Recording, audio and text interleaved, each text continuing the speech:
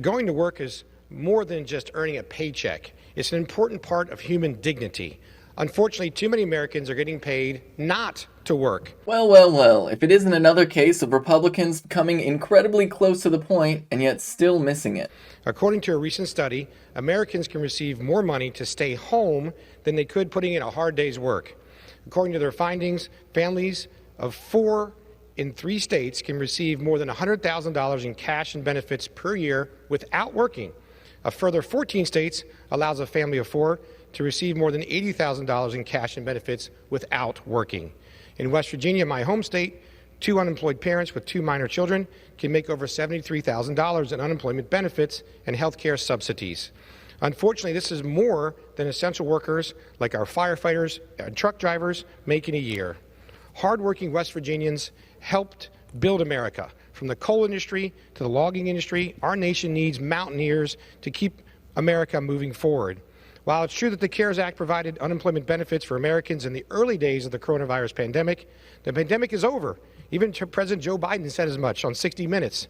Now Congress needs to find bipartisan solutions to get Americans working again. So this video is amazing because this is a Republican complaining about what you might hear a lot of employers saying, which is nobody wants to work anymore. And the example that he uses is like different benefit programs and saying that people are making more money on these benefit programs than they're making at their jobs. Look at these essential workers that aren't getting paid as much as these people on benefits. And to that, their response is clearly these benefits are paying people too much. Because if there's one thing that the United States is known for, it's having too generous of benefit programs. Like, it's just completely absurd. The obvious solution here is really simple. Maybe, hear me out, these companies should actually pay workers more. Maybe EMTs are underfunded, and that's actually why we don't have enough EMTs in this country. Maybe nurses are underfunded, and that's why we don't have enough nurses. Maybe teachers are underfunded, and that's why we don't have enough teachers. I mean, seriously, if you look at working class people across the country, you see that our wages have fundamentally stagnated, and most people are in a position where it is incredibly difficult to afford basic necessities. I mean, quite literally, the overwhelming majority of Americans do not even have like $1,000 in a savings account. So how can we possibly have a conversation about reducing benefits when in actuality the real problem is that people are not getting paid enough? There are countless fields across the United States where they keep talking about worker shortages, but they're not addressing the fact that maybe if they want more workers, they have to increase people's wages.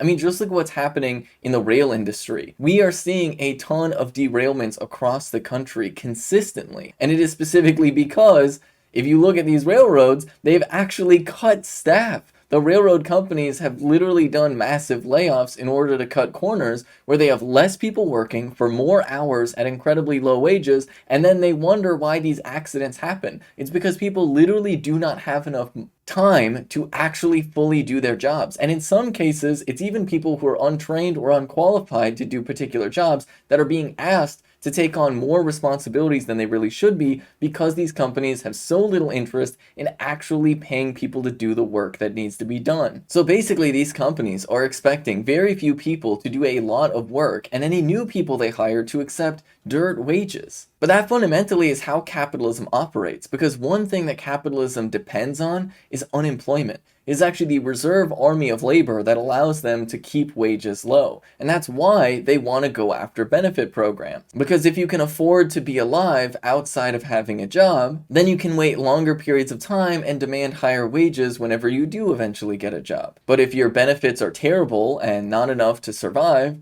well, then you're going to be desperate for a job and more willing to accept lower wages. This is why, under capitalism, they keep a huge chunk of the population unemployed on purpose. And they will talk very explicitly about how they think unemployment is too low sometimes. Because what they want is they want to be able to fire expensive workers to replace them with cheaper workers. And the way to take expensive workers and turn them into cheap workers is to leave them unemployed for an extended period of time so that they are literally so desperate that they're willing to accept lower wages. And that is fundamentally how this goes. That's why you see things like within the tech industry recently, a bunch of different companies all doing layoffs at the same time. Because it makes it easier if you take an entire sector of work and you do a bunch of layoffs at the same time, then all of a sudden you have more workers competing for fewer jobs and you can ask for lower wages and people will be more willing to accept lower wages. And so even in high paying fields, you will have companies employ tactics to try and suppress wages and keep them down. Because, once again, at the very root of capitalism is this tension between workers and employers,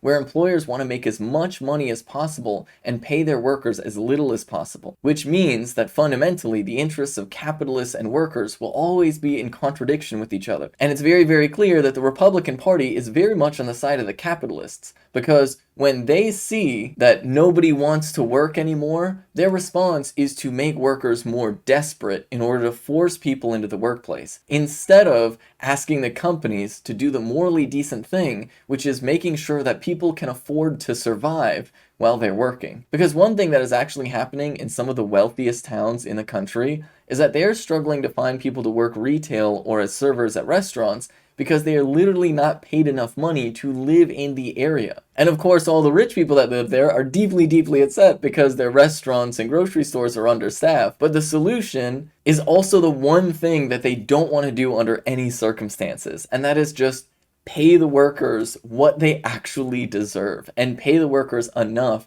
so they can afford a decent quality of life. But instead of doing that, millionaires and billionaires spend all day long lobbying to cut benefits off of working class people, to make people more desperate, so that more people will have no choice but to accept living in their car and working at Walmart or something.